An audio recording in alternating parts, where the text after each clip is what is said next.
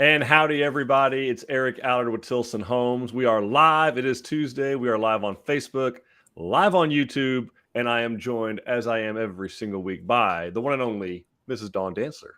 Hello, Dawn. Hey, Eric. How's it going? It's going great. Going very great. We got a little bit of rain yesterday, just a little bit, and there's more in the forecast. So we have high hopes that the crispy grass might get a reprieve. I don't know. And I'm looking at the intro, like Matt Bergeron down there in Angleton has been on with the photographs of his customers. So yes, he's doing a great job. You, Matt. Good on you, Matt, in Angleton, Texas. So he may have some help from Katie. Of course he has help from Katie. So thank you too, Katie, for doing that. But yeah, folks, we are live. We are live on Facebook, live on YouTube. We want you to jump into the chat. Tell us where you're watching from. Tell us where you're building. Tell us everything about what part of the process that you are in. If you are thinking about doing this is maybe your first time you have thought about building a home on your own land, we want to hear from you, especially. Obviously, if you're a customer of ours, we want to hear what's going on, what part of the process that you're in. But jump into the chat, whether you're on Facebook or on YouTube. Tell us where you're watching from. Tell us where you're building. Give us a howdy. We have some great information to cover today. Dawn, what are we talking about today? So today we're just going to kind of do a build on your lot overview. It's been a while since we talked about that for the new people. So just going to talk a little bit about, the things to know about building on your land and how it's different from, doing a regular build. So things to keep in mind and kind of how the process goes. For sure. So yeah, I mean, even if you have been in the process before or been with us a while, it may have changed a little bit. Some of the time frames may have changed, the way it works. Broadly speaking, it is the same, but nothing else. It could be a refresher for you, part of the process that maybe you haven't thought about in a long time, because it's easy to get distracted because we give you lots and lots of homework, of course, when we are building on your land.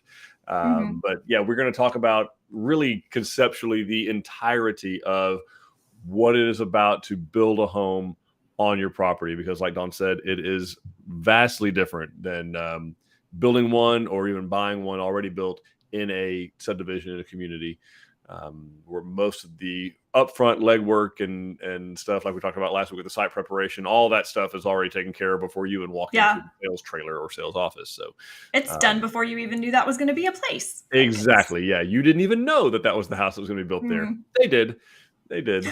So anyway, yeah, the permits are already pulled and all that kind of good stuff. Those decisions are made. So we want to hear from you again, not one last time. Tell us where you're watching from. Tell us where you're building. You can join us on Facebook. You can join us on YouTube. Either one. We are live on both of those platforms. So, Dawn, let's welcome some folks in. All right. We've got Will coming in from Klondike. Howdy, Will. We have Linda watch. Oh, yeah. Give us a range report, Will. We've got Linda watching from Frisco, building in Gordonville, building a Canyon C. Awesome. We have Julie, hello from Johnson County, building the Live Oak. Our RTC date got moved from October to August. Such a blessing and so excited. God is good. Awesome. Wonderful. Glad to hear that. Yes, he is. Robert from Avant, building a LaSalle. Awesome. Welcome, Robert. We've got Ashley, hi from California, coming in from a new barbecue spot. Really? Now, Ashley, I'm going to have to hear about the barbecue spot in California. Yeah, what's California barbecue like? Beautiful weather. I have not had barbecue in California, so I'm all ears. Tell me. I'm open. We have Paige, who's actually asking a question. Does land have to be paid off in order to build and use your financing structure? Great question, Paige. It does not. So I'm glad you asked. So we'll talk about that a little bit when we get to that part of the presentation. But no, it does not have to be paid off necessarily.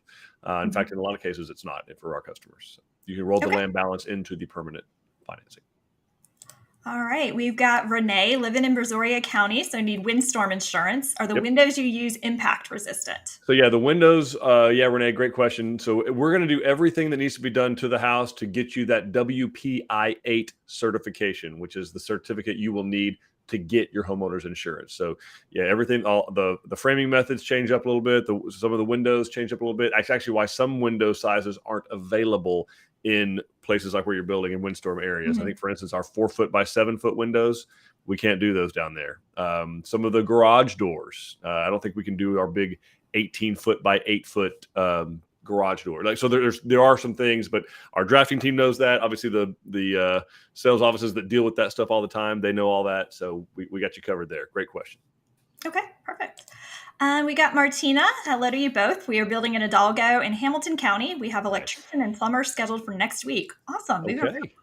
Thanks, Martina. Thanks for coming in. Yeah, we've got Janet Howdy building a Live Oak D in Grayson County. Forms are up. Awesome. Nice. Way north Texas. We have Linda. Hi, Eric and Dawn. I'm watching from Arlington, Texas, and we're building a Whitney D in Maypearl. The plumbing and electrical is in, and the drywall has been delivered. All right, Linda. Thanks for sharing. Great. We have Rebecca watching from Kyle, building in Driftwood. Right down the road. Awesome. We've got Nicole. Hi, from McMahon, Texas, and Caldwell County. Had our stakeout yesterday. Awesome. Fun. Thanks for braving the heat. Okay, here's the barbecue report from California. Okay, As Texas natives, we try all the barbecue. Ordered the Pitmaster Surprise. We got a tray of tots topped with mac and cheese, beans, a rack of ribs, a burger with 4 patties, brisket, bacon, cheese, and a New York steak. Okay. And that's how many people, actually? Is that like? Now I need tater tots topped with mac and cheese. That sounds amazing. I'm in on that. Tina is building in Somerville, Texas. All right. Ashley says she's going to leave us because she's going into a food coma, so she'll watch the replay. That's fair. We got Wendy. She's got her stakeout on Friday in Republic Grand Ranch. Awesome. Probably with Juan. I think he's right next door over here. Linda says she's still waiting on the results of the foundation. How long after that will it take for construction to start?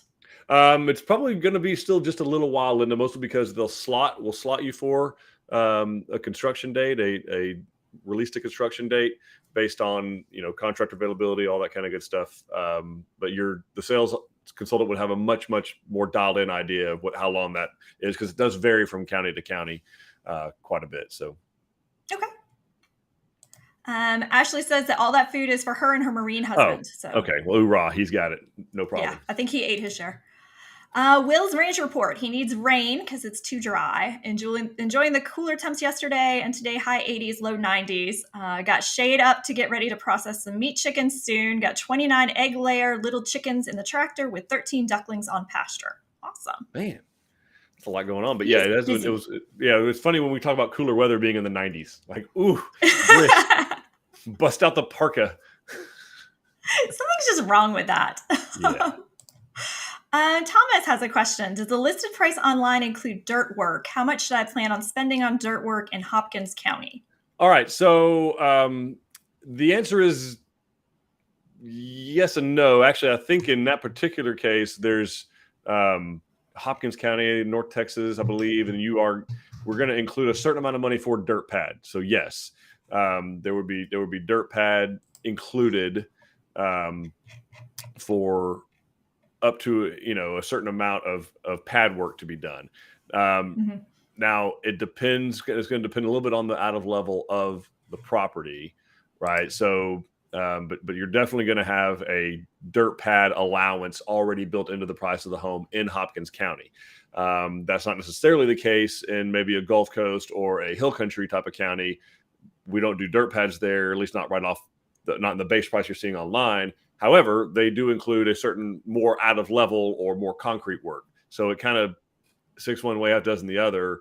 The difference really, Thomas, is what's kind of being done in that area. So in that area, it's a lot more dirt pads or benching of a lot, level cut and fill kind of stuff. That's usually what contractors are doing in the Hopkins County, really most of the North Texas area, where it's kind of a foreign thing to do that in, let's say, Kerrville, Fredericksburg, because it's rock. So you can't really cut into the hill and, Or if you bring dirt in, it's just going to wash away. Right. So we do it different in different parts of the state. But yes, if you're looking at Hopkins County on our website pricing, it does include dirt pad allowance. Okay, perfect. Beatrice is asking, what is the process for finding contractors you use during construction? All right, Beatrice. Well, it varies depending on what the contractor is. So some of them, for instance, we already have them lined up, like our big mechanicals, HVAC, electrical, plumbing, usually sheetrockers, that kind of stuff is kind of already decided on. We use a lot of those region specific already. So I think in fact, I think it was Angleton office, perhaps. Anyway, so we can definitely, those are going to be assigned already. And then it's up to our building superintendents, the project managers. They're the ones that are out there drumming up your like framing labor and roofing labor and painters, in some cases sheetrock labor and roofing labor, that kind of stuff. The cabinets are already going to be set by Kent Moore, so they're taking care of all that. So some it's predetermined before the file ever even is given to the building superintendent, and in others it is the building superintendent. They're finding them, and a lot of them are they've done work for us before. Obviously, we do try to find new ones.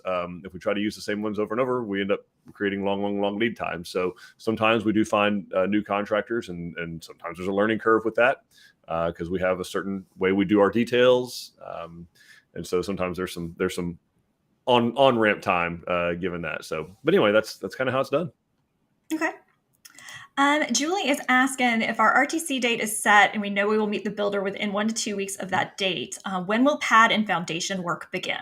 So it's going to start right around then, Julie. Sometimes the pad if it's a pad, it may start a little before, like an actual dirt pad that we're building. It may start a little before that, maybe 3 or 4 weeks before that, but depending on contract availability and weather. Right. But if we're just setting forms on the property, then it's probably going to start right around that time, maybe just a hair afterwards. So, yep.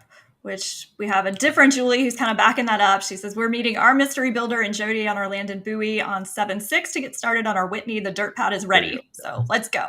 So yeah, in some cases it's going to be before, and that's okay. We've got Jeannie, who is building a canyon in Gillespie County, waiting for final slab pricing. Hurry up. Yes, they're going as fast as they can. You have our attention. We have Emily, who's asking, will your prices change and reflect the market on lumber? Well, prices haven't come down. So lumber prices have come down, but no labor prices have come down. In fact, they've gone up. Insulation went up. It's going up more in July. Electrical is going up in July. Conduit and copper both are going up. So yeah, unfortunately, the prices of the houses are not coming down. And actually, also, Emily, I don't know of a builder. We're certainly including that number. I don't know of one builder that I've spoken to that ever got their prices up to where lumber was. In other words, right? It's something that we were all as an industry chasing. So it would go up, and then the next month we would change our prices, and it would go up. The next month we change our price, but no one changed the prices all the way because it went up like almost 300%. Well, we couldn't raise our prices 300%. Okay, you can't go from $400,000 house to a $1.2 million house. Like that's not realistic. So we raised them incrementally, but we were always behind wherever lumber was going, and no one got to the peak. So, I mean, there's some graphs that can reflect that if y'all be interested in seeing them. But basically, we got up to about, depending on where in the state, because it did vary, 40 to 60% of the actual peak of what lumber costs. So, in other words, it's just now coming down to what we actually priced into our houses, if that makes sense. Right. I don't know of any builders out there lowering their prices. Yeah. We've got Cameron, broad question, but what is a good average cost for getting utilities electric in before the build? This would be for Collin County. You need to budget probably in the $3,000 to $8,000 range on the electrical, depending on which co-op you're going to be using. And then I don't know what your situation is with water. If you're going to need a water well, maybe budget $8,000 to $15,000 for a water well. If you're getting a water tap, it could be $1,500 to $3,000. And then I really don't know on sewer. Septic, you're going to be somewhere in that $9,000 to $16,000 range, depending on what type of septic system you're going to be needing. Okay. We've got Theo, who is working on our Polidoro model in central Robertson County, Aggie Lands. His shingles arrived yesterday. Plumbers and painters were here today, yesterday and today. We're hearing there may be a shortage or supply chain delay for ceramic tile.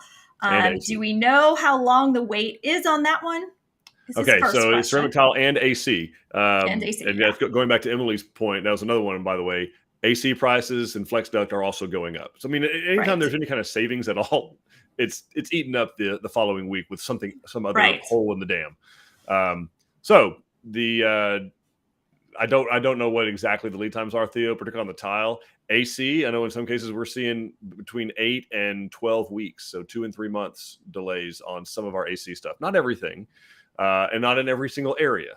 So we're finding that a lot more in Western Hill Country area. But tile is a thing. So but I don't know. Maybe Covey or somebody may have a better idea about that, Theo. They can give you a better dialed in on exactly how long it is. But we have been trying to plan ahead and kind of hedge a little bit on some of those delays, so trying to schedule those things further out. But that gets to be a struggle if everybody's doing that with a contractor. Right. Then you're kind of putting that much more slack in the supply chain. So yeah, I don't know or care what the media is saying anywhere. It ain't getting better. Right.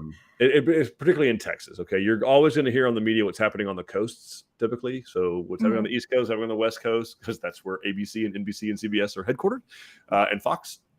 And so it doesn't work that way necessarily in Texas. It's going to be a little bit, it's going to be a little bit longer before those things work because demand was so much higher here than it was in either of those two areas. Right. And then he also had a second question that didn't show up on the screen, but he's asking our opinion on interest rates. Are they going to go down at the end of the year? I don't think so. That's my opinion. Obviously, I'm not the Fed. I'm not Jerome Powell. I pray that he knows what he's doing, and that he's surrounded himself with really smart ladies and gentlemen that also know what they're doing. But I nothing that I've read or studied indicates, and I read everything I get my hands on, indicates that they're going to go down. That would not given the strategy that the Fed is employing. Their strategy is basically take a fire hose to very expensive things that are under a lot of inflationary burdens, and the number one thing would be housing because it's the biggest ticket item out there. Right. So you start with that, pour cold water on it. They can't affect demand. All you guys still want homes. They can't make you not want homes anymore. So all they can do is raise the rate such that some people, not everybody, but some people can't afford to enter the market. We don't build a lot of starter homes anymore, so it's not as been much of an effect for our customers. But I do know some builders that's all they do is small starter homes, and those are going to be the most heavily impacted, I believe. It'd be so much nicer if they'd help us out with supply instead. I know it's a harder problem, but the Fed has one tool, and it is a gigantic sledgehammer. Even if all you need is a pair of scissors, that's all. They only have one tool. Yep. All right. Well, let's grab a couple more hellos, and then we're gonna jump into the presentation. Yes. We've got Wesley. But keep putting your chats in though, because we want your questions and comments into the chat, because we'll get to all of them. I promise. Yes. We got Wesley saying hello from Phoenix, just counting down till final walkthrough on the 2nd. Ooh, that's Saturday. Nice. That's Friday, nice. Saturday, right? Awesome. Yeah. And then we've got George asking, is the water disposal from the water softener included in the septic install process, or is that something the owner needs to take care of? That is something the owner needs to take care of. Yeah. I don't know, unless something has changed, that we're allowed to dump the water softener discharge, which is what he's talking about, that salt water into your septic system. If something's changed, maybe somebody can let me know, but I don't believe that's changed for us. So it typically goes out a separate stub, and then I see customers will do just get some rock, like landscape rock, and do it out there like that. Don't put it necessarily into your flower bed, because again, it's salt water, high salinity discharge. It's not pure salt water, but there is it's got enough salinity in it where it'll do some damage to your petunias. So don't dump it in there. All right. Makes sense. I don't know what a petunia is. I just made that up. I think it's a pretty flower. There you go. Perfect. All right. Let's jump in. All right, folks, we will get to your questions. Put them in the chat. We're going to get rolling here for the folks that want to know what it's like to build a house on their land and why we even do this and why should you even listen to us when it comes to that. So, I'll briefly just kind of skip across here. Obviously, if you're joining us for the first time, we've been doing this since 1932. So right at 90 years, 4 generations. We only do it in Texas. We've only ever done it in Texas. That's not true. We tried it in Tennessee briefly, in Murfreesboro, Tennessee. So I must reel that back in the 70s. Tennessee's not Texas. Nothing but love for you, Tennessee. But we've been doing it here a long time, over 40,000 homes. And actually right now, we actually have 2 families a day moving into their Tilson home on average, 2 families a day. So really, really cool deal. And it's all we do. So like I said, build on your land. We don't have any production subdivisions. We don't have any communities that we build in that customers don't already own land in. We strictly one at a time out on your property. That's what we do. So if you have questions about that, you are at the right place. So what does it mean? It doesn't necessarily mean it has to be a city lot built on your lot. That's the broad spectrum term of this niche of the home building industry. But it could be land, which mostly it is for us, land, farm and ranch. About 91% of what we build is on rural property outside of an incorporated city. Could be a home that you're going to retire in. It could be a second home, whether it's a lake house or farmhouse or investment property. It's anywhere that you have property that you want to build your home. So we're going to take you through the process, or at least the process that we've seen for it to work great for customers. So, and we recommend doing it in this order. It will make your life much better, much easier, and make the experience better. So defining your needs and your budget, identifying the site, obviously, and acquiring some type of deed or paperwork. We're going to talk about that a little later. Choosing a builder. Again, we're not assuming everybody's going to build with Tilson Homes on here. We hope you do. But if you don't, these are still great points to take into those conversations as you're vetting who's going to build your custom home. Plan your home together with that builder. Obviously, then you're going to review contracts and plans and financing. Notice we haven't even talked about construction yet. Like, we're not there yet. We're reviewing contracts still. We're signing off on final plans. We're squaring away our financing. Then we go to construction. The idea being that because changes that occur during construction slow things down. And then you get to completion, arrange closing, and then the warranty kicks in, our customer care department. So starting off with defining your needs and budget. This is a really important one to have, and it's an important one to have with whoever's going to be living in this home with you, or at least who will be contributing with the mortgage with you. Maybe not. Maybe the little ones don't get a vote. Maybe they don't. But whoever's going to be contributing to the mortgage needs to be in on this conversation. So your space, definition, elevation, we're going to talk about what that means, design, who's going to be living in the home. Is it going to be a single-story home? Is it going to be 2-story? Is it just a bonus space upstairs? What are you going to use that space for?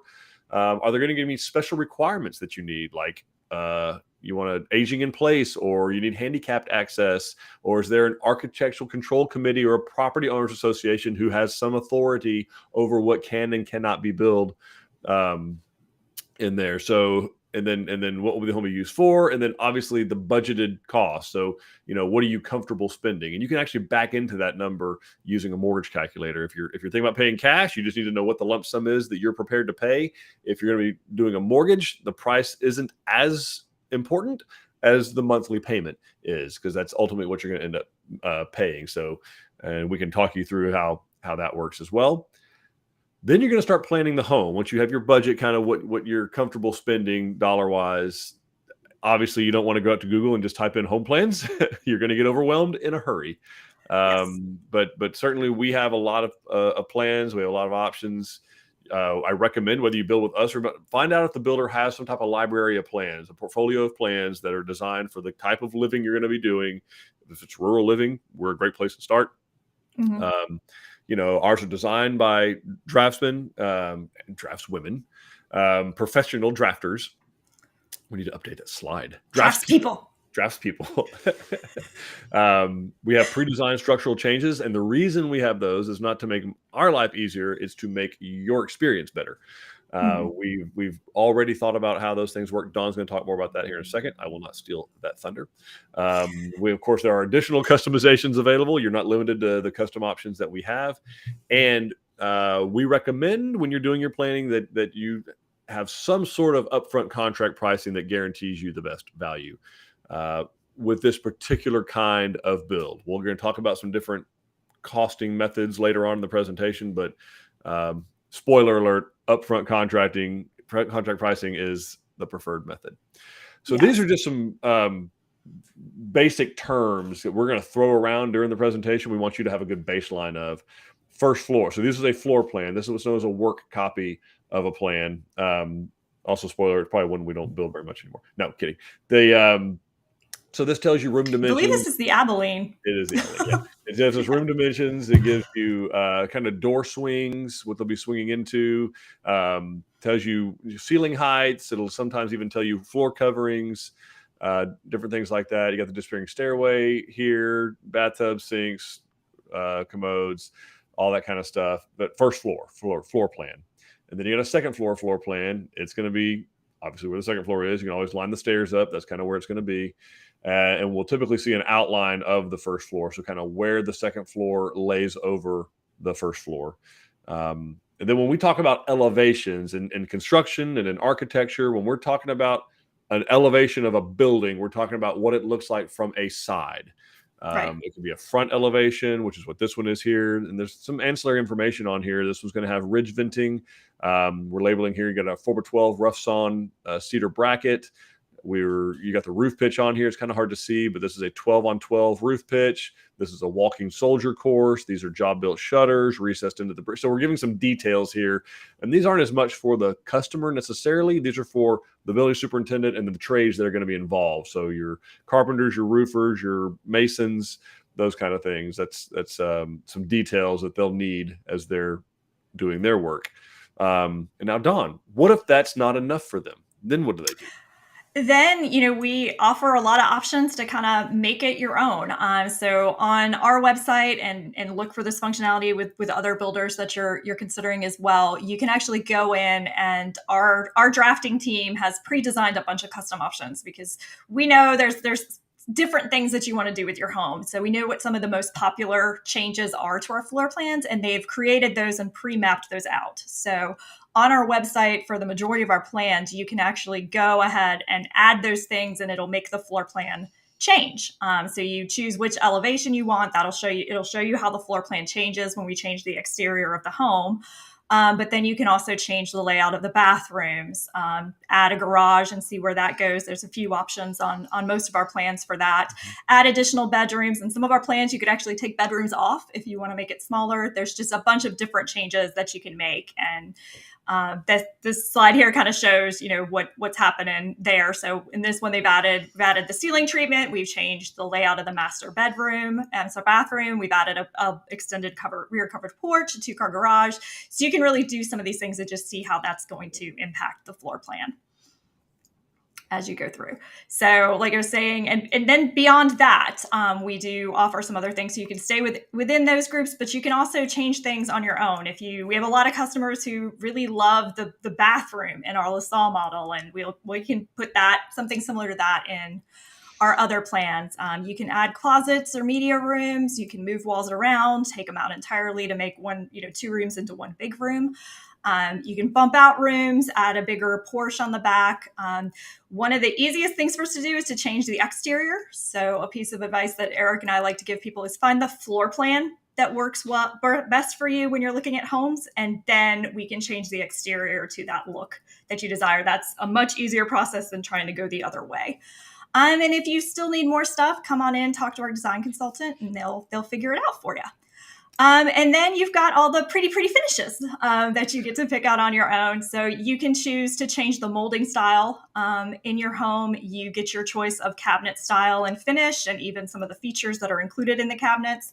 You can choose whatever flooring you like. We've got, tile, carpet, hardwood, vinyl plank, all kinds of different options for you. You can choose your countertops. Granite is going to be what's included in all of our homes, but if you wanted a quartz, you can change to that as well.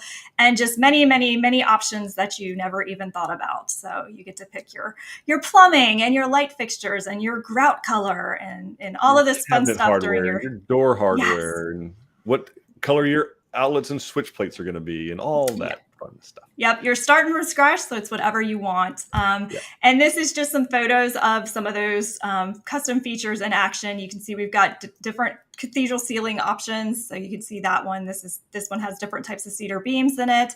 You're going to get the choice of your cabinet colors, so changing all of that out. And then that is that LaSalle master bath that I was referring to that is so popular right now with the freestanding tub and the walk-through shower. So just really your choices are endless with what you can do for your home. And then on the outside, again, you've got lots of options to play with. This one is showing a combination of stone, brick, and siding, which is definitely an option on a lot of our plans. And we also offer other, exterior options. This one's stucco and stone on that Magnolia model in Katy, where you can see that. And then board and batten has become increasingly popular. And this is actually one that shows how easy it is to change the exterior. The standard that's the standard Magnolia. And then this board and batten one is also a Magnolia. Usually this elevation would be all brick, but these customers changed it and made it board and batten to give it that classic kind of farmhouse look. Right. Yeah. So these, it blows on. These are the same house. Yeah, they are the same house. On the inside, these houses are identical. And that's why we were saying find the floor plan that you like. We can pretty much make the outside look however you want it. That's exactly right. And then, we have different options for rear elevation. This is our driftwood model in Georgetown, which has that amazing, very popular porch treatment that we're doing a lot of with the cathedral ceilings and the cedar truss, and just makes a great, great outdoor space. Okay, well, let's do some questions, shall we? All right. I know we've got some stacking up, so let's do. Y'all put your questions into the chat on YouTube, on Facebook, wherever you're watching from, and we will answer them because we are that technologically advanced. All right. I mean Dalton. Tara's saying we're almost at drywall. Starts next week. Brick in 2 weeks. Building a LaPorte. Can you estimate a closing? Am I 3 months, 4 months, 6 months in Kaufman? No, I cannot. in a word, your building superintendent would be the best course of action for that.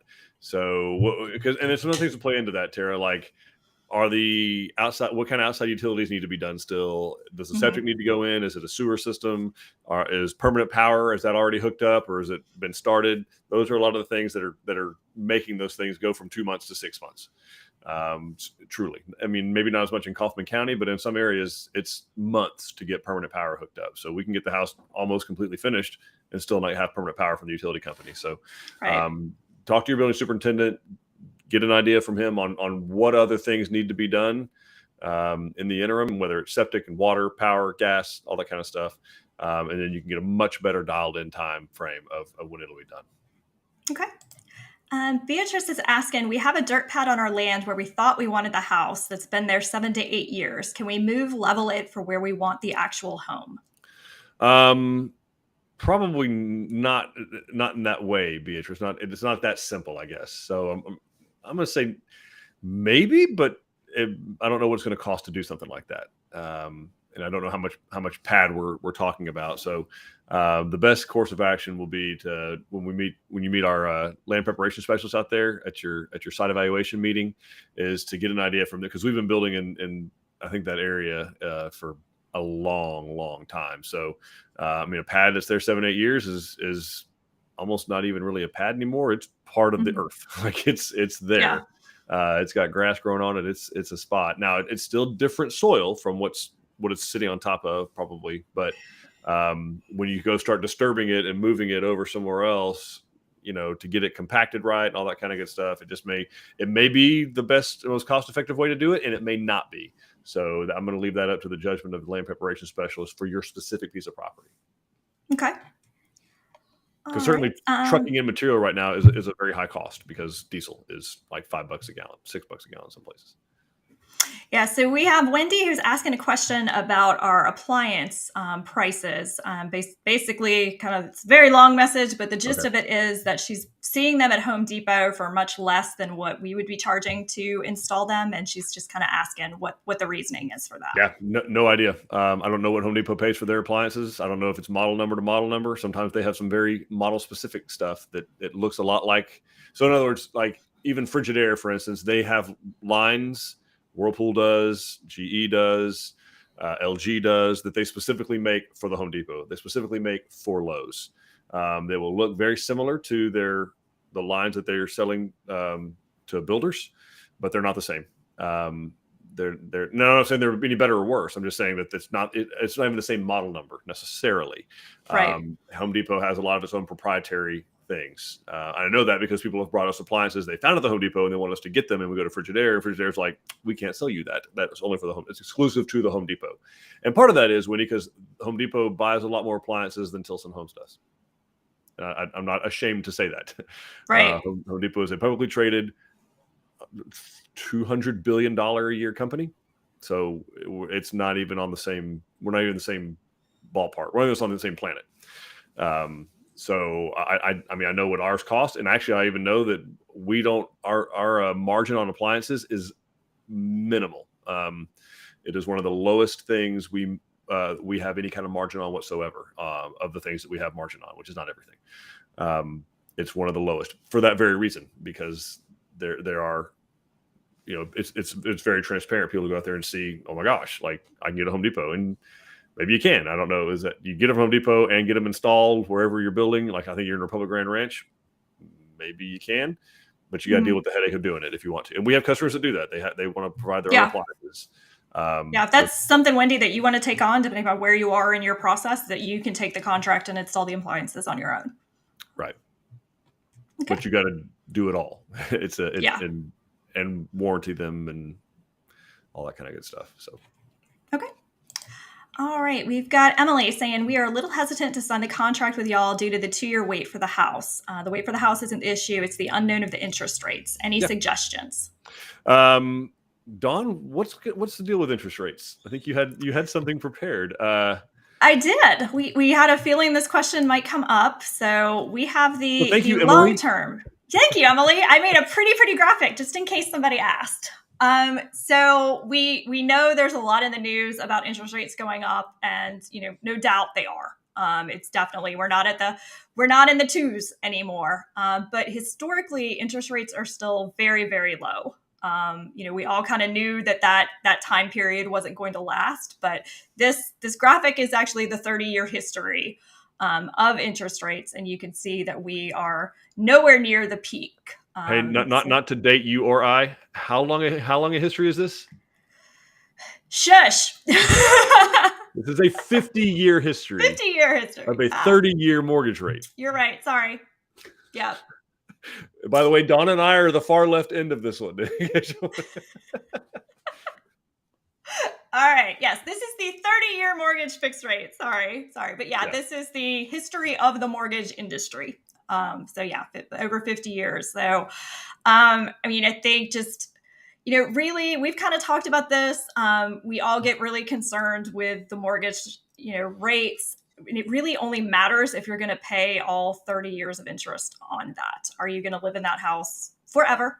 Are you going to pay off the actual 30-year mortgage, which I know I have never come close to that. I haven't lived long enough to do that, but there's no way like that's going to happen because I'm definitely not my first house. So there's a lot of things that you can do as long as you can still afford the payment. It's not really something that I would be too actively concerned about.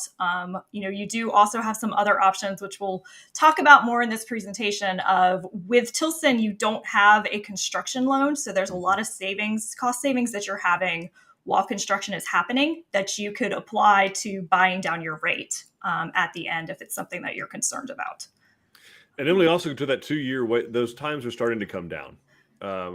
We've been as transparent as we can and try to be very conservative when telling folks it's 18 to 24 months. We actually aren't seeing a large number of them hit that 24-month time frame, and don't foresee that to be the thing. I mean, you saw earlier someone's slot got moved up 2 months. That immediately takes 2 months off of the so. And given the way our business works, it doesn't do us any good to drag it out that long. But to your point, I understand the interest rate concern, and that's why Dawn made this or used this graph from the Federal Reserve of St. Louis. So, yes, rates are going up, but if you look at this 50-year history, for better than 2/3 of it, the rate has been above 6%. Actually, 3/4 of it. The rate has been above 6% for the last 4 out of 5 decades, really. And so it's not like what we're seeing is a historic steep increase. We think, actually, if you go back to the 70s and 80s, you see that's not the case either. But nobody likes to show you this graph. They like to show you the 2019 to 2021 graph. They'll make it this wide, but it's going like this to make it big and scary, and it's clickbait. And but this is reality. And to Don's point, the odds of anyone paying a full 30 years on a 30-year mortgage, I don't know very people who have done that. Because at a certain point, your income keeps going up, and that percentage, that monthly payment becomes a smaller and smaller and smaller percentage of your gross monthly income, to the point where you will eventually have a car note that is higher than your mortgage payment. Yeah. Well, and the other thing that you can see on this graph is it doesn't go up without coming back down again. So there's the option for future refinancing to get a lower interest rate too. So that's right. All righty. So my suggestion is, if you were actually in the next, when we do this one again, or the next one, we're going to overlay that with the average price of a home over the last 50 years. I don't think it's going to take a PhD in economics to figure out what that's going to look like. So the suggestions, to answer your question, you said any suggestions. My suggestions are buy now, because the odds of the home price and the interest rate both going down are so low that I don't know if there's any historical data to support that, if that makes sense. Right. Okay. All right. Linda is asking, besides possible foundation costs, depending upon what comes back, plus the septic, water, electric costs, are there any other out-of-pocket expenses we'll need to come up with in the rest of this process? That's typically about it. Septic, water, electric costs could be very broad. I don't know what the electric setup is where you guys are building, but that's really about it. I mean, any kind of sometimes there's a fee to apply for the ACC or POA, if that's a thing. But beyond that, there's really not. I think you talk about application fee for the mortgage. You've probably already paid that at this point. But those, and then the deposit that you pay to us, but that's credited to you at closing. That's really about it, Linda. Okay. All right. And then Tara is asking about the order of things. After drywall, is it paints, cabinets, then flooring, or cabinets, paint, then flooring? Yeah, and I think Kelsey actually answered her on this. And but it's right now, it's kind of whoever is available. It's we get the roof on that house and can start working on inside, particularly after sheetrock goes up.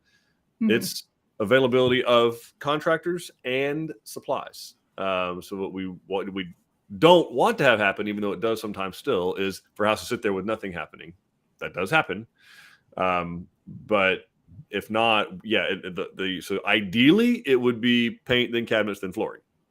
But sometimes the cabinets will go up, no problem. In the house that I built, when I built the Preston, we were able to get the cabinet guy out there before we get the painter over there. So we installed the cabinets, and then when the painter came, he masked off all of the cabinets before he painted, and then he walled out everything. So it's not a big deal to have to mask off the cabinets and paint. Yep. Then we have Jean Marie asking, can we use a realtor? And if so, who pays the realtor? So Jean Marie, it would be only if the realtor has one that is the initial person that referred you into Tilson. So in other words, you talk to a realtor was like, oh, you want to build on your property? Go talk to Tilson. That's how that works. And if that's the way that works, then Tilson pays we pay the broker. So it's up to the broker how much they're paying their realtor, but that's the case no matter what. But in all cases in Texas, the broker is the person who gets paid, not the realtor. Okay. Wendy is asking, we didn't get to pick our interior trim type, floorboards, and trim around the doors. How do we make sure that this is what we want? Contact your salesperson, because there are options. Yes. There's different sizes. There's some that's more of a colonial type. There's some just 1x4 and 1x6, more craftsman type. So definitely talk to your sales consultant. Okay. Linda is sharing that she's so excited for the cathedral ceilings and expanded back porch. Open living, here we come. That'd be beautiful. We have a question from YouTube. What if it might not be possible to build on my property? Could you all see my property before signing the contract to see whether it's structurally feasible to construct on my property? That's a very rare thing. Like I can count on two hands probably in the 20 years I've been here, how often that's actually happened on thousands and thousands of houses. So, I mean, I guess it's possible, but not likely. I mean, it depends on where you are. We may have the bandwidth to come out and take a look. It's pretty rare that we have that type of bandwidth. But I mean, if we really got into a situation where we got out there and just like, oh, this is not, even if you'd already done a contract with us, we do that site evaluation pretty early on, like within the first week or two, as long as it's cleared. But we have not come across many places that aren't structurally feasible to construct a home. It has happened, but it is not very often. Typically, it's a floodplain type of issue, like they're 7 feet below the floodplain or something like that. And it's still feasible, by the way. It's just cost prohibitive. Structurally feasible. Yeah, it just may not be financially feasible. So, yeah, reach out to our online sales team, see if we can set you up with an appointment at one of our design centers, because we have to at least know what house you're going to be building. Before we can come out there and evaluate whether it's structurally feasible, we got to know what we're talking about structurally. So, yeah, well, and if there's something, it sounds like there's probably something specific that you're concerned about. Yeah. So bring as much information as you can about why you feel like it might not be feasible, so we can try to help you. And we use a piece of software. We're piloting a piece of software where we might be able to do it electronically from a design center. Depends on the design center. We have one that's piloting it, so we may be able to overlay it, find out what the idle level is. But yes, like Don said, sometimes kind of something specific you're concerned about. Okay. All right. And then we have Barbara, who actually did pay off her 30-year mortgage. So go, Barbara. Congratulations. She will be selling that home to build in Nottingham. Will she need to sell her home before she can sign a contract? Probably not before you sign a contract, Barbara. No, absolutely not. Well, and if you don't owe anything on that home, there shouldn't really be too much of a reason that you would need to sell it. So right. Yeah, I mean, unless you own it, it's an asset now. Yeah, unless you want to use those funds to pay for this one, and even still, you wouldn't have to do that before you sign a contract. You've got several months between when you sign a contract, we're actually ready to start construction, before you have to submit that first payment. I don't know if you're paying cash or financing, but like Don said, even if you're financing, you don't have a debt against you anymore on that existing home. Right. All right, awesome. Well, we want to go back into the presentation. Yes, let's. So guys, keep dropping your questions into the chat. We will continue to answer them live on Facebook, live on YouTube. This is what we do. I'm going to go kind of warp speedish for those people who are with us for only the hour that they have. But we will stay here as long as it takes. So within reason, of course. I got stuff to do. So we get hungry eventually. This is my favorite place, though, to be. All right. So property location. Are we talking, urban, suburban, fringe, rural? The reason that matters is that is going to have an impact on the appraisal. But we're going to want to locate the warranty deed of some sort, find the value of surrounding homes. Of course, the lender does that. We supply them with a full set of plans and specifications and a map, and they get an appraisal done.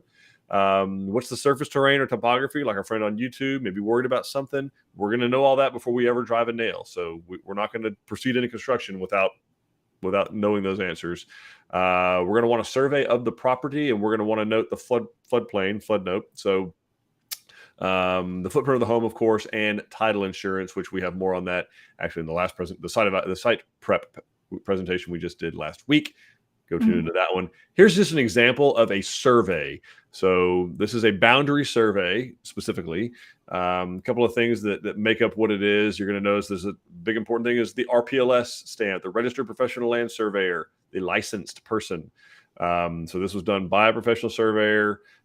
This is typically the legal description somewhere on it here. This happens to be our lot in Texas Grand Ranch. So you've got the survey itself. It shows you where the corner pins are, what size they are. If someone's looking for them. Shows you the actual property lines, which are the kind of the darker bold lines here, but it also shows you the building lines, setbacks, utility easements. In other words, yes, we own all 2 acres here. We will pay taxes on all 2 acres of this. We can landscape all 2 acres of this. What we can't do is build permanent structure over these dotted imaginary lines. You may not have a permanent building, house, casita, garage, pool, storage building over these build lines. They're trying to create buffers between neighbors. It's the whole point you're building out on acreage. So we have a 20-foot building line, assuming that our neighbor has a 20-foot building line. That is the closest you will ever be to any of your neighbor's buildings is 40 feet, which is kind of awesome because most city lots are 50 feet wide. So anyway, just a copy of the survey is really important for this very reason. Also, if there's any kind of pipelines or mineral easements or right-of-ways going over it, we'll need to know where those are before we can proceed with construction. And then talking about construction, things you should consider when you're choosing a builder. The quality of construction materials, obviously, financing plans and programs, be sure it's one that will work for you. Their pricing methodology, which we'll talk about here in just a second, their reputation and capacity. I'm going to tie this one into experience, specifically in the particular area in which you plan to build. So it's one thing if they have a lot of experience in one particular area. If your property's 30, 40, 50, 70 miles away from that, how much experience and capacity do they have to go out there, especially right now when everybody's in short supply? Flexibility, will they do the things that you want to do, customization wise? Do you trust them, and do they have integrity? We'll be the first to tell you we are not perfect and we do make mistakes, but we tell you that. Right. And then we come on a show like this every single week and tell you what struggles we're seeing right now and what you should expect. So we don't know if anybody else is doing that. That's just the way it is. And yeah, it's rough right now, but we are dealing with it and managing it with as much transparency as possible. And then references. Can you get references from folks in the area where they're building? Pricing methodology. Here's one we get all the time. I don't know why. I don't know where we were trained or conditioned to ask price per square foot, because it doesn't make any sense. Well, it makes sense for like some components of the house, but not for the whole house. Yes, like a tile, like a square foot of tile. Yes. Square foot of roof, perhaps. All right. So why doesn't Tilson use price per square foot? Why won't we just make it easy and do that? We're going to do a very simple exercise to show you why you don't want to shop for a house like this with Tilson or any other builder. We're going to do a little mathematics, but it'll be very low-level Texas Aggie mathematics because that's who I am. So we got a 10 by 10 square here. We know for a fact that is a small house. And then we have a hallway over here, but we're pretending it's a house. But both of these buildings, really uncomfortable house. Very uncomfortable house. But we're going to talk about both of these buildings and why price per square foot is so misleading. So we know that both of these are 100 square feet of living area, without a doubt. 50 times 2, 100 square feet. 10 times 10, 100 square feet. Okay, never going to change. What we also know, though, is the perimeter. We need to figure out the perimeter of these because we got walls, we got sheetrock, we got brick or stone or some type of exterior facade. We've got lineal footage of cornice, and we've got OSB wrap. We've got insulation we got to do. All right, well, perimeter is we got 40 feet on the 10 by 10, and we have 104 feet on the 50 by 2. So even though these two very simple structures are both 100 same square footage, we already know that the second one has almost 2.5 times more perimeter. Now, we're not talking about light fixtures. We haven't talked about ceiling height. We haven't talked about plumbing fixtures, cabinets, countertops, what type of floor coverings, what type of cabinet hardware. Is it going to have dimmer switches? Is it built in the city of so-and-so? Like, none of that. All we're talking about is exterior perimeter. We already know that there's going to be a lot more waste, a lot more labor, a lot more materials on the one on the right. And obviously I did this on purpose. Every home we build is infinitely more complicated than either one of these.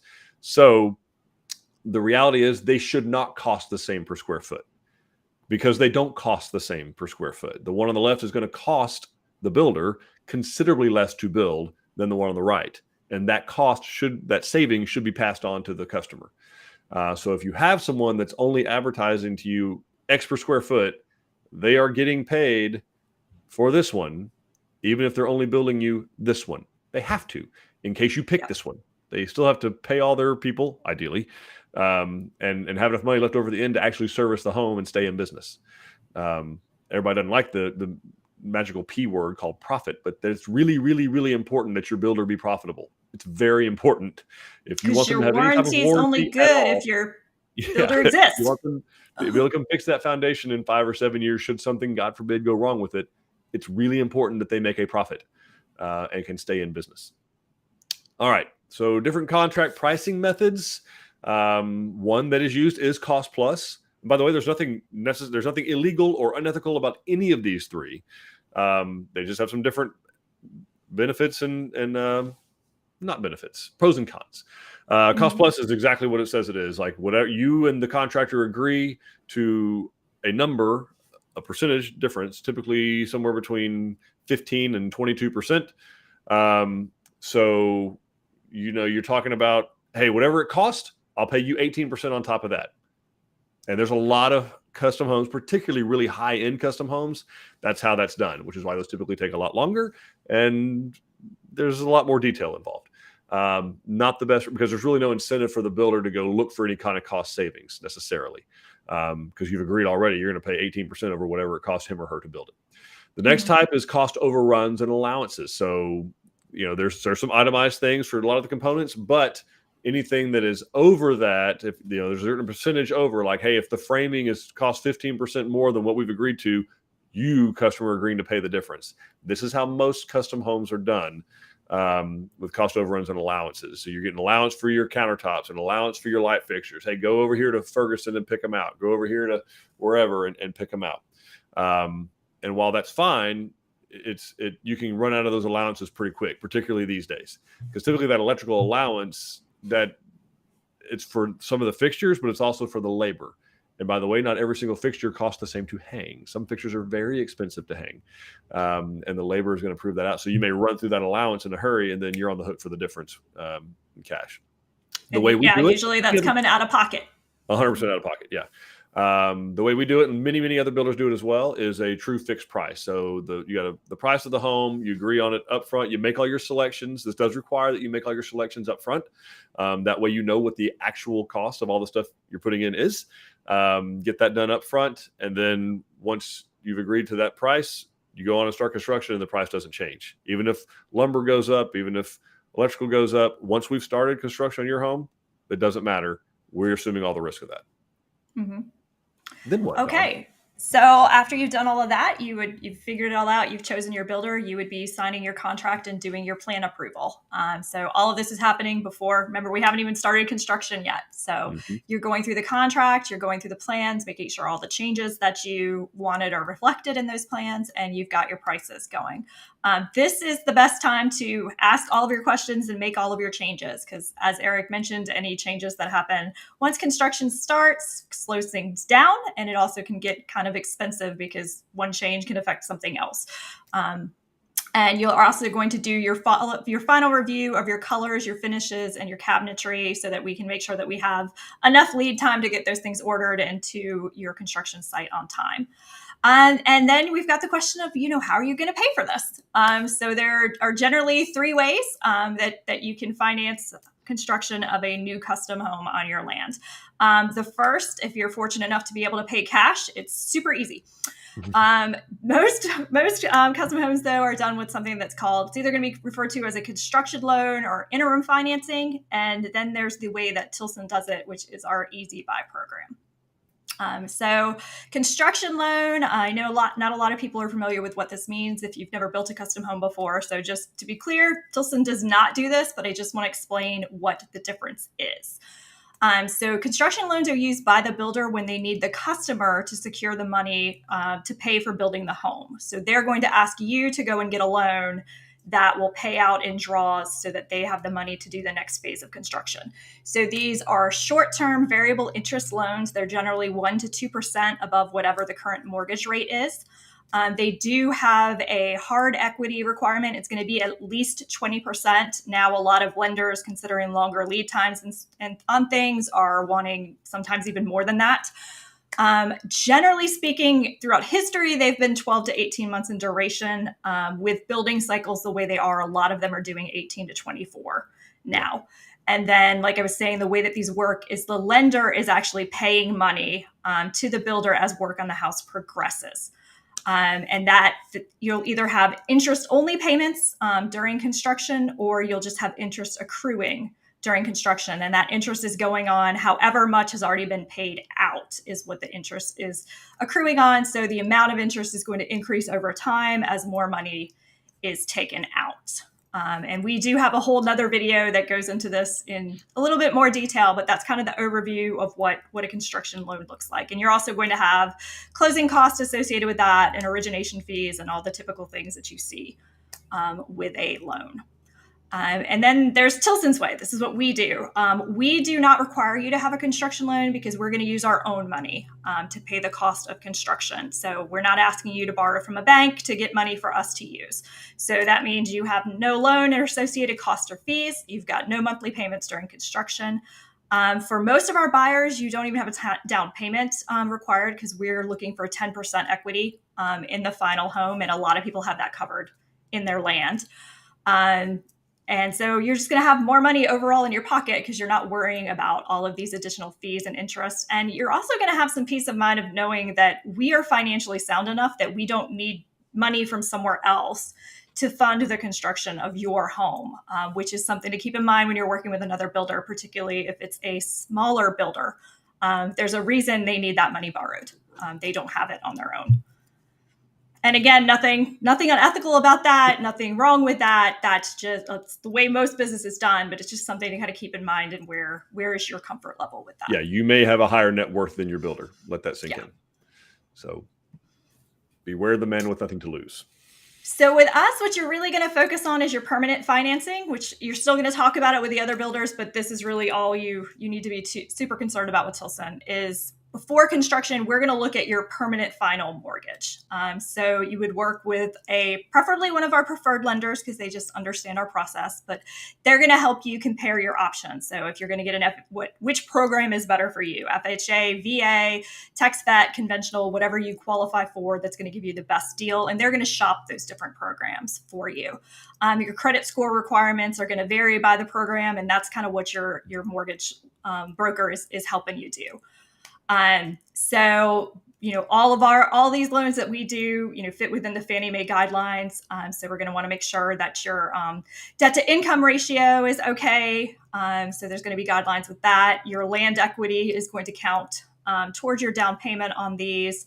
And as Eric mentioned, we are going to get an upfront appraisal prior to beginning construction. So before we do any work on your site, as far as construction goes, you're going to know exactly how much that home is going to be worth, so that we're not overbuilding for the area or anything like that. So you'll know, hey, this mortgage will be supported when I complete this home.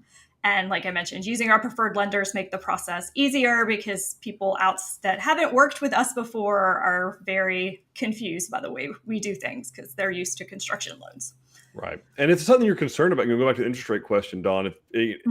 If you'd like, ask your loan officer to run it at different rates. They can pre-qualify you at, hey, run it at 5.5%, run it at 7%, run it at 9%. And that if you're looking for that kind of peace of mind, because they're going to base it all on this debt to income ratio here, your gross monthly income. This is what they're most interested in. So if you're more comfortable looking at it that way and asking them, it doesn't do them or us any good to put someone in a house that they can't afford, and they're not going to do it. Like, it's not happening. Mm-hmm. This is not the old subprime loan, stated income stuff. Like, these are Fannie Mae guideline, federally backed, can be sold on the secondary market loans. Right. And so there's some guidelines that must be met regardless of what the interest rate is. And so if you're more comfortable having them run it, give you 2 or 3 different scenarios, that's totally fine. I recommend it. Yep, absolutely. Then we're going to start preparing for construction. So you're going to have your site meeting with your builder or with our land prep specialist ahead of time, kind of telling you what needs to be done to prepare the land. You're going to secure the utilities necessary for construction. So putting in your temporary power, getting a water source, figuring out, where the septic system is going to go, getting that permit, obtain any other necessary permits. Some counties require building permits, some of them don't. So we'll help you navigate through that. You may be in an area where your neighborhood needs to approve. So if there's an architectural control committee, we'll work with you to get everything approved through them so that we're able to build, and we'll also help you establish access to the site so that we can get there no matter what the weather, because eventually it's going to rain again. So we got to make sure those trucks are not going to sink when they're going out to your site. Yes. So preparing your land, you're going to do your site clearing and your preparation. Part of that is that site evaluation that I mentioned earlier, where you'll meet with someone from the Tilson team. Your land prep specialist is going to come out and you guys will talk about exactly where you want to put your home. They'll put down the stakes. so we can figure that out and then figure out the location of your septic system. If you want to put a pool, they can help you kind of navigate all of that, where your septic goes in relation to your well. Power goes where power goes. So we just kind of look at that and be like, yep, and this is how far that is to the house. Yeah. And then once all of this is done, all systems are go. And then you just wait for your slot for construction to begin. And that is pretty much the prep process, And it is it. And right at an hour. So thanks for hanging in, folks. Now, we got some questions. We know you want to keep asking questions. Go ahead and do that. Dawn and I are here to answer all of them. So put your questions in the chat, Facebook, YouTube. We're going to pick up where we left off on these. So, all right. So we have a comment from Julie. I think this was in reference to timeframes. I researched builders from his 3 solid years. No one was better than Tilson, and I don't get paid to say that. I truly mean that they are amazing to work with so far. Oh, thank you, Julie. It's very sweet. Thank you very much. Yeah. I guess, when Emily said any suggestions, maybe she wasn't talking to us. Maybe she was talking maybe she was asking everybody else, which they're probably the people watching are a lot smarter than we are anyway. The narcissist in me took over. I apologize, Emily. All right. Lorenzo is saying the land I want to build on is next to another lot. Would I have to get my land surveyed before I start the process with you guys? Not necessarily before you start the process, but you need to have the survey in process. And I'm saying that because some of them are backed up 6 weeks or more to get a survey done. Also, we want to check on a couple of things. One would be if you are in an area of a city or in their ETJ, sometimes even in a county, where they could require you to replat. They could require you to replat the 2 lots into one. They may not let you just, oh yeah, cool, no problem, you can build over the lot line. They're both yours, whatever. That's very rare. It almost never happens in a city. It's probably not going to happen in an ETJ, an extra territory of jurisdiction. And there are even many counties that they will not allow that without you replatting that. If they do want you to replat it, I would suggest then do not start your paperwork with us until you replat. Because that is a longer process, 3 to 6 months, depending on where. And then the final thing, okay, so we got sign up with a surveyor, find out what their lead time is, and even ask them, by the way, if they're in that area. Make sure you're with the city or county that you're okay. And also if there's a subdivision involved, if there is a property owners association or an architecture control committee, if this is a recorded subdivision, they may have something to say about that. They may have a guideline that says, yeah, you can combine up to, I think where I live, you can combine up to 3 lots together. And they have some stipulations you have to meet to do that. And some say you can combine up to 2 together. Some say you cannot consolidate lots. So find out if there's any deed restrictions on your piece of property that dictate whether you can or cannot, and start with it and what that process is. So great question, Lorenzo. All right. This is our friend who was concerned whether we could actually structurally build on his land. So his property has a good deal of hills and is a concern is flooding. Any thoughts on that? My first thought would be to find out from a surveyor if your property is in the floodplain. That'd be the first place to start. And actually, you can go to FEMA has a website you can go to by putting in an address. And if you don't have an address, you can put one that's close to yours, and you can kind of use almost like a Google Maps kind of thing to wind your way over to that. And you can find out what zone you're in. And if you are in zone A or AE, you are in the floodplain. And sometimes it's just a portion of the property, and that's okay too. But AE is floodplain with an elevation certificate. If you want zone X is what you want. If you can get zone X, that's good. You're not in floodplain. But that'd be the first place to start, or get a surveyor to actually do a survey, and it'll say whether it is or is not in the floodplain. Okay. All right. Letitia is asking, is attaching a car garage included in the pricing and the plans on your website, or is that an additional cost? Dawn. So it's going to depend on the plan. There are certain plans that the way that they are designed, the garage is already built in. So I believe that's the Driftwood, the Rockwall, the Fredericksburg, the Breckenridge, the LaSalle, and there's probably a couple more that I'm forgetting. So Kelsey, fill in the gaps for me. On all of the other homes, if it's listed as a custom option to attach the garage, that is not included in the pricing on the website. The pricing on the website is for the base plan. So the floor plan that you'll see as a static image, or when you get into changing everything up, the one that you start with, that's what the price on the website is for. And the range in price that you're seeing is for the different exterior options. So that's, be it board and batten or brick or stone, that's what that price range is for. All right. And let's see. Linda's saying this is all good info. We asked a ton of questions during this process. If you're concerned about anything, asking early is always a plus. I agree. Yes. Cheyenne probably got tired of us all on the back and forth that she was always get back to us. She did not get tired of you. We would rather y'all ask. If you have questions, ask us. That is absolutely what we're here for. And it just makes everything a lot easier. Don't sit there wondering. Ask us what's going on. Janet saying it's incredibly hard to be patient with the long wait times, but it's very comforting to know that the price is set, given how things are right now. So glad we picked Tilson. Thank you, Janet. And we definitely appreciate your patience. We know it's a hard time. Let's see. Julie is sharing, we signed with the other Built on Your Lot builder under salesman pressure before we fully researched. We backed out of that one after we looked at Tilson's quality. It won out hands down. Oh, wow. Thanks for sharing that. That's awesome. Yeah. Kenneth is asking a question. We're building in Maypearl and I have a question of insurance. Who's responsible for damages from the acts of nature or vandalism or theft? We are, Kenneth, everywhere except Maypearl, Texas. We won't know. I'm kidding.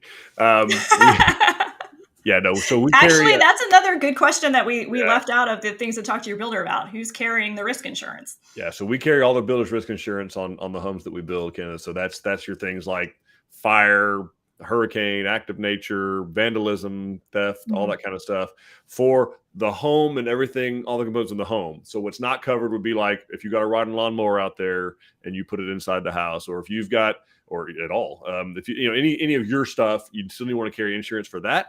But as far as the house goes and all the components of the home and the frame and the everything about the house, so that's on Tilson. As Donna said, with a lot of builders, they make the homeowner carry the builder's risk insurance. I have no idea why in the world they would want to do that. Because if I'm a homeowner, I'm gonna pick the cheapest insurance plan I can get. And then there's the go-between. The homeowner is the one that's got to talk to the insurance company. And no. So anyway, you're covered. We are covered on all that kind of stuff. We also carry the general liability insurance and workman's comp for our employees. So if Dawn and I go trip us around out there and we stumble and fall, because we're clumsy. Yeah, because we're clumsy. We're clumsy. That's on us. But that doesn't cover any guests or your family that you take out there. So if you have property, this is just in general, you ought to have some type of insurance policy, umbrella policy on your current homeowner's insurance, something where you and your assets are protected. Julie is sharing, Eric and Dawn, I was making the comments about how great you guys are to work with, and it definitely includes you too. Wow. These videos are so helpful, and the transparency you guys have makes me feel very safe in making this investment. Oh, thank you, Julie. That's so sweet. Thank you for sharing that. I guess we'll do a show next week. Okay, we'll be back. Manuela is asking, does Tilson help find land or build on land that is still getting paid off? So we don't help find land, although we do have, and I saw Kelsey just posted into the messages at landsoftexas.com. We highly recommend them. But we can still build on your land, even if it's being paid. You still owe money on that. And I know that someone asked that earlier, but basically, as long as the balance of the loan will fit into your permanent loan, like from a qualification standpoint, debt to income standpoint, then you would just keep paying on your land payment while the house is under construction. And then upon completion of the home, your land balance, whatever's left, would get rolled into your permanent loan. Then you would just have one payment, your house mortgage plus whatever the land payment is, which would probably be a little bit lower rate than what you're paying on your land. Maybe. Right. Yeah. Maybe. And then Martina is saying, I echo Julie. I also do a lot of research before purchases. Tilson is hands down the best. Transparency of the process and what to look for to compare apples to apples. Great information. Thanks, you, Martina. And Jay from YouTube, valuable information. Thank you. Vanessa's asking, some custom builders have lots available and build on. Do you have any? No, we do not. Yeah, no. And then someone's asking, is Holly out of the San Marcos office? Yes, she is. She's actually the regional sales manager of San Marcos now, but she would be happy to connect you with a member of her team to help you. She built that Magnolia that we were showing that was built Fort and Batten. George is asking what options exist for customers who are going to be faced with higher mortgage payments due to increasing interest rates. So we do have a plan. Yes, we interact frequently with the mortgage lenders of our customers, particularly the ones that are under construction, particularly the ones that are nearing completion. We are in constant communication with them. We have an entire department, our closing department. That's all they do. Brett, Michelle, Laurie, we got some really, really bright people working on that. And so, yes, they work on that. They talk to those lenders. There have been some cases, if you're close enough to the end of construction where they lock in a rate, although that's not likely to happen if you haven't even started construction yet. In fact, it's not going to happen. And there are some cases where I've seen customers buy their rate down. You can pay points and have the rate bought down. We talked about that with Stephanie when she was on a couple weeks ago. So there are some options. But if you have a concern, certainly reach out to your loan officer right now, whoever your lender is. And then if you have more questions about that you didn't get all the comfort you needed from them, then we can certainly put you in touch with someone from our closing team to walk you through what some of the concerns are. So we're glad to help you with that, George. And then we have a question. Are y'all courageous to build in the Austin city limits? I also have property there. And I saw Kelsey answer that no, we do not. It's not really courage. It's about providing a good experience for everybody. And we found that's not compatible with the city of Austin and kind of the way it's unpredictable. And we have enough unpredictability without adding a government. I'm going to paraphrase this the way that, and I give credit to Jocko Willink. If you go to the Jocko podcast, listen to that. And he said, you can smash your head into a wall 49 times and not quit. But on that 50th time, it's really time to think about doing something different. Maybe we step back and take a different approach to this problem. And that's kind of where we got with the city of, that's where we got with the city of Austin. It got to where we could not produce a predictable, enjoyable, even remotely tolerable experience for our customers. It's one thing when the whole market rains down on us or something. It's another thing when it's like you guys at this city are deliberately making it difficult on people, and we're not going to put people through that with you. So that's where we were with the city of Austin, and continue to be. They're in timeout. Open timeout. Wesley's saying, I've been watching and interacting with Dawn and Eric since we found out about Tilson Homes, and I've had many questions, and they've answered every question.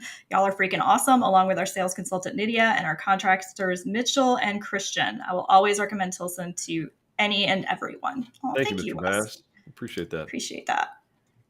And then we have a question. What is the time frame for meeting with the builder to pouring the foundation? Okay, so if you're in the greater Texas Hill Country, it's probably a month or two, probably two, maybe 6 weeks to 2 months. Other places, depending, and even some places there, it's less than 30 days. But obviously, once you meet your builder out there, they'll have a pretty good idea of what their timeframes are in that specific area, and they can get you a lot more locked in. I mean, we've had some that they roll up and the forms are already set the day they're meeting their builder. So. And then from that point, you're typically about a month from pouring concrete. You got the form set, and then you got to put the filling in the forms, and you got to put a filling like pie, fill in the form. Then you dig the beams, put the plumbing in, and get the cables and make ready and all that kind of stuff done, and then put the plastic down. Yeah. It's a lot of stuff before the concrete actually happens. Very, very serial in nature. We got a whole video on that too. So. Okay. Lots of videos, Eric. Last question, right? That was it. That is all the ones that I see. We got people. I think they're just commenting to each other. Oh, no, she's commenting about the city of Austin. Yeah. If you would have just said there was one city we won't build in, can you guess which one? There are others, but it's a short list. It's a short list. It's a very, very short list. And again, not because we can't. We build in very difficult places with a lot harder codes than Austin and Houston. And shirts. It's about the experience that those cities and those cities' leadership, including their city councils, are delivering to their constituents right now, and it ain't good. So, Julie says they're keeping Austin weird. They're doing just fine. They're doing a good job. You talk about an entity that's living out its mission. They are living out their mission. You cannot take that away from them. I just don't know where their mission takes them. That's all. Okay, so. We had a question about foundation framing. Okay, I can only the last call. So last call for questions. Yeah, apparently we lied. It wasn't the last question. So my framing started 2 days after foundation. Is that okay? Yeah, it is not only okay, that is amazing. It's amazing. Yeah, no, I know some of the concerns is, the foundation isn't fully cured. You're right. It takes 28 days for concrete to completely cure. The difference is we're not putting any significant weight on that slab until you get the sheetrock on it, which I don't care how fast we're framing, we are not going to get sheetrock on that thing within 28 days. And you'll notice probably when they poured your foundation that they were walking on it by the end of the day. So it'll hold up human weight. before the first day is over, particularly in the summertime. So, first day or two, they're popping lines and putting toe plates down and standing up exterior walls, right? I mean, no way. That's like the skeleton of your body. Right. My skeleton is becoming a lower and lower and lower percentage of my body weight. I found. Anyway, so like everybody says. Right. That's the thing. So anyway, all that to say, yeah, it's perfectly fine. It's not hurting anything. The concrete will continue to cure for the full 28 days, and the foundation, even if they got the entire frame done in that time, it's not going to put any kind of significant weight on that foundation to do any kind of structural harm. You're good to go. Mm-hmm. Yeah. And then we have Linda saying, thanks so much. Always getting questions answered. You guys are great. Thanks for keeping us informed. Sally is sharing Sally Gilbertson closing on our modified Whitney D on Thursday. Awesome. So excited to get to move into our beautiful new home. Thank you, Tilson. Thank you, Send Sally. us some pictures. Yes. Send us pictures. Do a video. We could do a tour of your house. Kelsey will hook you up. Will is saying Tilson is awesome. Our framing friend is very excited that that's all okay. And Linda saying so excited for foundation to start. We are waiting patiently. All right, Linda, hang in there with us. Coming soon. Thank you. All right. Linda. Well, Kelsey, thank you for manning the behind the scenes and doing all that. Dawn, thanks for putting this together. Yeah, thank you all for watching. We really, really appreciate it. Thanks for your questions and comments. Wes is going to send his daughter to Texas A&M. Highly recommend. Anyway, thank you all for watching all of these. Obviously, Dawn, it doesn't have to end here. Where else can they go to hear more about us? You can come back here and watch all the older videos. So wherever you found this one, all the other videos also live. They also live on our website at tilsonhomes.com. You can find us on Instagram, YouTube, and Facebook at Tilson Homes. You can fill out a contact form or press the call now button on our website and talk to our amazing new home specialist team who can set you up with an appointment to go to any of our 12 design centers where you can walk through models and meet with our absolutely brilliant design consultants and start building the house of your dreams. Yes. So it's hard not to find us. It really is hard. So we appreciate each and every one of you. Thank you for people who are thinking about doing this. Thank you to the people who are doing this with us and who have done this and have closed their homes and they're living out their forever homes on their rural property. M. Dewey, thank you. Bye to you too. We appreciate you always reaching out and keeping the conversation going. Yes. Appreciate you very much. We will be back next week. Anyway, we hope to see you again soon. In the meantime, we hope to make you part of the Tilson family. We'll see you guys later. Bye, everybody.